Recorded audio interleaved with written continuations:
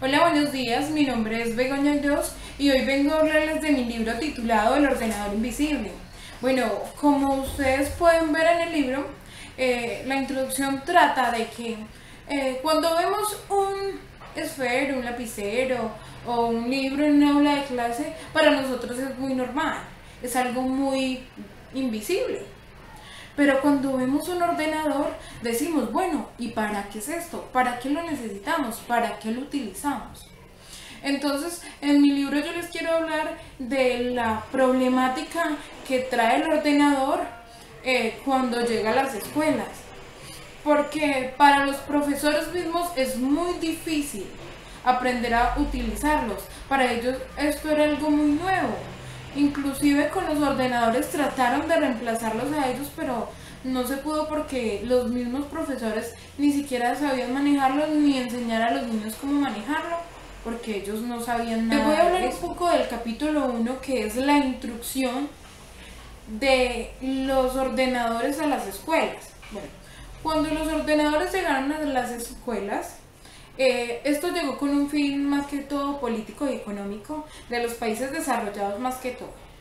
Ellos no se dieron cuenta que este ordenador iba a traer problemas en el método de enseñanza, porque para ellos este nuevo ordenador iba a ser un avance pues tecnológico para que los niños aprendieran más fácil, pero no se dieron cuenta que ellos no sabían manejarlo.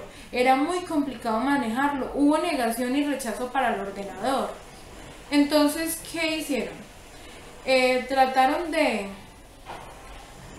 cambiar el software por uno interactivo, pero no solo era el software, era el método de enseñanza que se necesitaba para poder enseñar a los niños. Los profesores no querían saber nada del computador, para ellos era un horror hablar del ordenador. Entonces, en este libro, en este capítulo, se ve que el ordenador no es muy bien recibido en las escuelas. Y aunque trataron de implementarlo, lo único que hacía el ordenador era hacer lo mismo que los profesores. Entonces, si en el ordenador aparecía 1 más 1, eso es lo mismo que los profesores digan 1 más 1 o escribirlo en el tablero. Entonces, no hubo un cambio muy grande. Y además, el rechazo por los mismos profesores hacía que esto no tuviera un valor en las escuelas. Para ellos era muy difícil enseñarle a unos niños algo que ellos mismos ni siquiera sabían. Esto, capítulo 1. Les voy a hablar del capítulo 2. Un trazo que ocupa mucho espacio. ¿Dónde he dejado mi ordenador? Bueno, ese es el título que le da la autora del libro al capítulo para contarnos la manera en que el ordenador se introdujo en la educación y en la escuela. Ella primero comienza narrándonos 3 historias. La primera nos habla de cómo cuando el ordenador llegó a la escuela fue visto como un trasto que no sabía dónde ponerse. La segunda historia nos habla de una niña que estudia en una escuela que está centrada en la literatura y en la escritura. Entonces, esa niña no le gusta leer y su hogar es muy informático, su familia tiene ordenadores, ella tiene su propio ordenador y ella siente que aprende más fácil mediante el ordenador. Bueno, la tercera historia ya es un punto de vista más a futuro, nos habla de una profesora que desde siempre ha tenido un amigo virtual que es un búho. Este le ha ayudado a socializar, le ha ayudado a aprender, le ha ayudado a obtener más conocimientos y también hasta la ha escuchado en sus problemas. Cuando llegó el ordenador, cuando este se integró a la escuela, lo integraron de una forma forzada. O sea, nadie sabía cómo manejarlo. Nadie quería aún manejarlo porque no sabían cómo hacerlo. Entonces, el ordenador fue visto como un instrumento, como algo más en el aula de clases, como un esfero, como un cuaderno. Fue visto como un instrumento más en la clase. Y Begoña Gross propone propone que el ordenador no solo sea un instrumento, sino que también sea, que lo veamos como algo innovador, algo que se puede utilizar para nos habla de 4 fases y ciclos de la innovación tecnológica. La primera es la expectativa, porque se crea la necesidad de vender ordenadores para uso personal y uso laboral, sin tener en cuenta las necesidades de la escuela. La segunda fase, que es la literatura del tema, que es como cómo se da la enseñanza asistida por ordenador, y que la última tecnología que se crea o que se modifica es la mejor. La tercera son las políticas. ¿Qué políticas? Que se incorporaron los ordenadores en varias escuelas de varios países, y se comenzó a dar capacitaciones a docentes para que se especializaran en manejo del ordenador, y también se implementaron materiales para su uso. En la cuarta nos habla del uso limitado. ¿Por qué se da este uso limitado? Porque el gobierno comenzó a invertir en los ordenadores, y hubieron muchos ordenadores, pero eran más ordenadores que el uso que se le daban a estos. Era muy poco el uso que se le daban, porque aún no se sabían En mi búsqueda por un nuevo producto informático, me doy cuenta de que hay muchos y muy variados, y que todo lo que aprendí ya no me sirve de nada. Ante tantas dudas, se me ocurre que lo mejor que puedo hacer tal vez sea pedirle ayuda a un experto. Todas estas frases se me hacen tan difíciles de entender. ¿Qué será lo que dice aquí? No entiendo nada. Señor, de pronto tal vez usted podría, por favor, ayudarme a conseguir un ordenador. Claro que sí, señorita. Tengo este ordenador Windows 8 de 64 bits en español, Microsoft Office Trial, antivirus McAfee por 12 meses, teclado USB en español, y también tenemos el mouse láser. También incluye un procesador Intel Pentium de 2,50 GB. Un momento, por favor, espere un momento. Es que no le estoy entendiendo nada y siento que esto es demasiado para mí. Yo no necesito cosas tan sofisticadas ni tan novedosas como el Lenovo este. Me parece perfecto, señorita. Y entonces, ¿por qué no compone usted misma su ordenador? Yo le puedo ofrecer lo último en componentes informáticos y accesorios para que lo monte usted misma según sus necesidades, aunque esto probablemente le saldrá un poco más caro. Creo que para poder utilizar todos estos accesorios necesitaría saber un poco más. Además, no tengo dinero y usted mismo me dice que eso sale muy costoso. No sé muy bien qué hacer. ¿Qué le parece si le pago a su compañía para que me ensamblen todos los computadores educativos que necesito? El gobierno financia este tipo de ordenadores diseñados específicamente para el contexto educativo y están diseñados para satisfacer parámetros educativos. Sale mucho más barato con la financiación gubernamental. Los podrá usar en su aula y le podrá sacar mucho provecho. Cuénteme, ¿cuáles son sus necesidades educativas que quiere satisfacer? Pretendo que este ordenador cuente con programas que ayuden a la adquisición de aprendizaje de cualquiera de los modelos instructivos, ya sea enseñanza asistida, enseñanza basada en la representación de información, aprendizaje basado en el descubrimiento o aprendizaje colaborativo. Este ordenador tiene que poder encontrar una respuesta activa del estudiante y así generar un feedback educativo.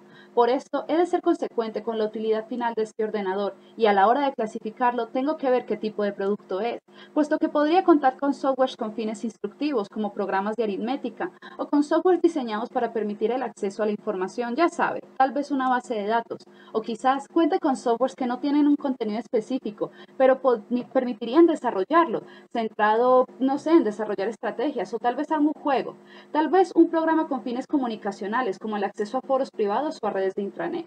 Este ordenador ha de servirnos a todos dependiendo de la estrategia educativa que se nos presente.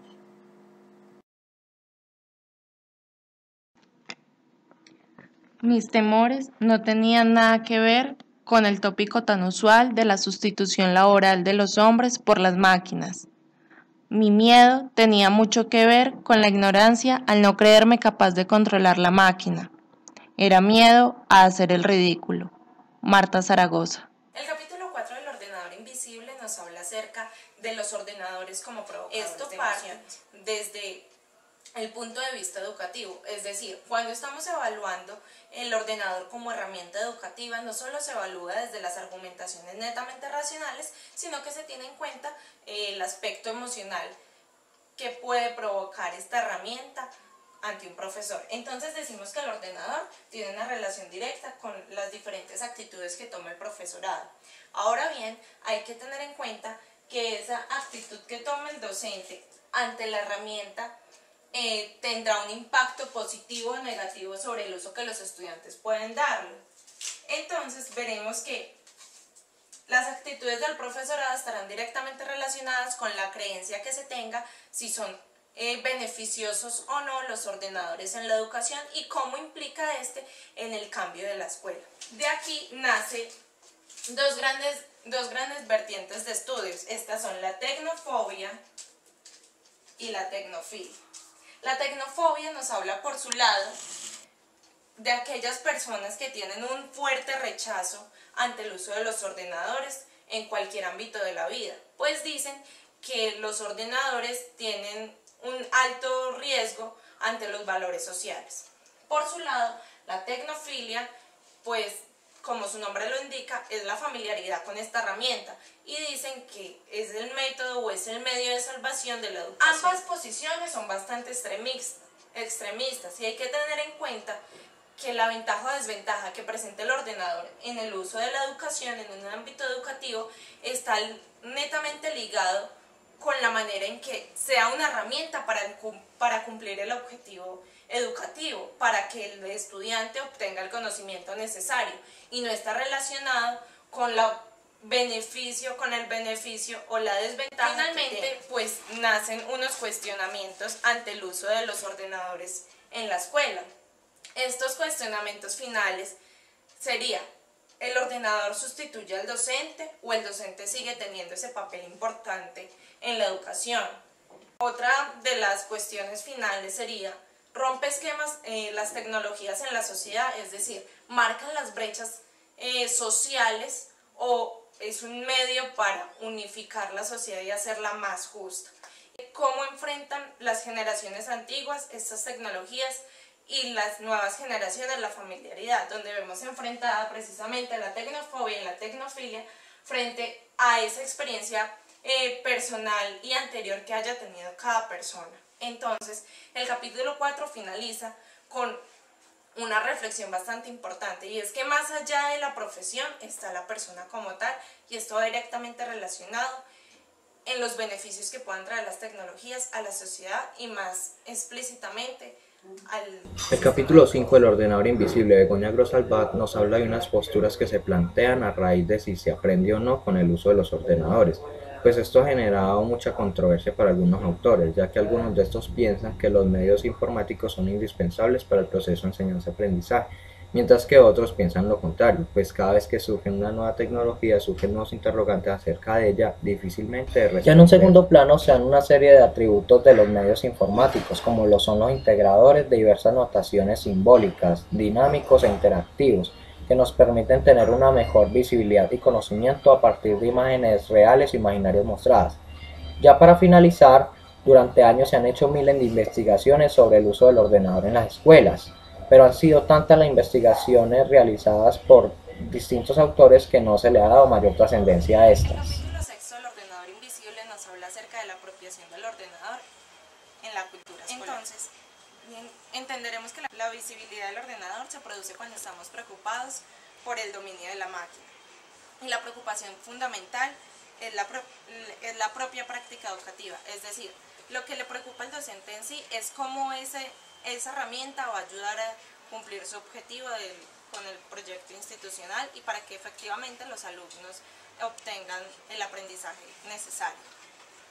Entonces entraremos a ver la complejidad del sistema escolar, entendiendo que la escuela, a partir de la inclusión del ordenador como herramienta para la enseñanza, debe reestructurarse en su organización interna, es decir, empiezan a cambiar el papel del docente, del estudiante, de la organización en sí y del contexto social de los estudiantes. De manera que la escuela deberá redefinir y reformar sus objetivos para que la manera de enseñar pues se haga efectiva a través de unas herramientas nuevas y que probablemente sean mucho más efectivas, depende del uso que le dé el estudiante.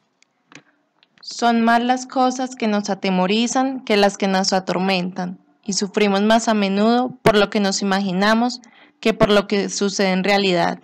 Séneca. La integración curricular. En este último capítulo nos habla de cómo las nuevas tecnologías han empezado a ser parte de nuestra vida y de la educación. También nos habla de que debemos dejar de mirar a los ordenadores como máquinas y debemos centrarnos en el estudiante, en el aula, en el contexto y en el centro donde se está generando. La invisibilidad del medio es un hecho que ya está siendo parte de la sociedad. Desde el punto educativo debemos apropiarnos de esta herramienta. Esta y los diferentes cambios sociales nos obligan a modificar nuestros propios objetivos. Nos habla de la manera en que podemos aplicar el uso de los medios en la enseñanza, donde tanto el estudiante como el profesor aprenderían. Tiene tres usos. El primer uso es el transmisor-reproductor, donde el docente se convierte en un reproductor de las orientaciones que llegan desde la administración educativa y el ordenador se convierte en el transmisor de las informaciones educativas. El segundo uso es el práctico situacional.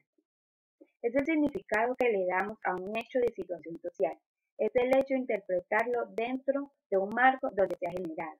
El tercer uso es el crítico transformador. Es parte del supuesto de que los medios son equipos y herramientas. Bueno, también habla de cómo deberían ser ubicados los ordenadores. La implementación de las informáticas en las instituciones educativas busca darle un aula a los ordenadores. Nos daría ventaja como desventaja. Las ventajas sería que los recursos se ubicarían en un solo lugar. Las ventajas es que tanto profesores como estudiantes deberían dirigirse en un determinado tiempo para utilizar los ordenadores.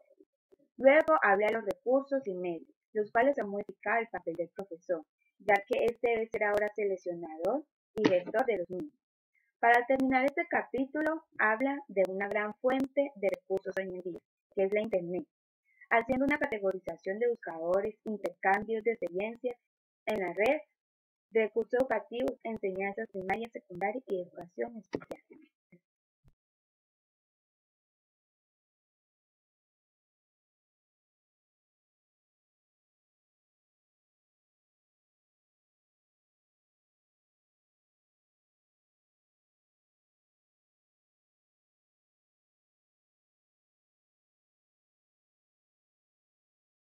Les voy a hablar sobre el capítulo 8 del ordenador invisible. Los diferentes pasos que se deben tener en cuenta para escoger un software.